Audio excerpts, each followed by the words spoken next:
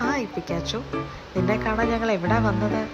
ശനിയാഴ്ച വൈകുന്നേരം 5:30 തോന്നി നമ്മുടെ തൊട്ടടുത്തുള്ള ഒരു ജാപ്പനീസ് കഫേ പോയാൽ എന്താണ്. അങ്ങനെ ഞങ്ങൾ ഒരുങ്ങി ഒഗാവോ ജാപ്പനീസ് കഫേയിലെത്തി.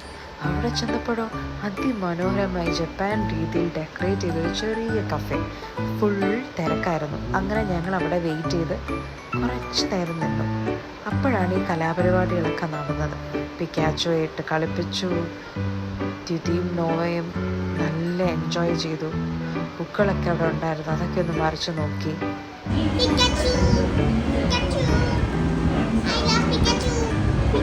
ഞങ്ങൾ ആദ്യം ഓർഡർ ചെയ്ത ഷേക്കാണ് മാച്ച ഷേക്ക്. നല്ല ടേസ്റ്റായിരുന്നു അതിന്. കരിയാഗയാണിത്. ഇതിൻ്റെ പ്രൊനൗൺസിയേഷൻ ശരിയാണോ എന്ന് എനിക്കറിയില്ല. ഇതൊരു ജാപ്പനീസ് ഫുഡാണ്. ഇതാണ് കരാഗെ. ഇതും ജാപ്പനീസ് ഫുഡ് തന്നെ. ഒന്ന് പറയാലോ, നല്ല അടിപൊളി ടേസ്റ്റായിരുന്നു.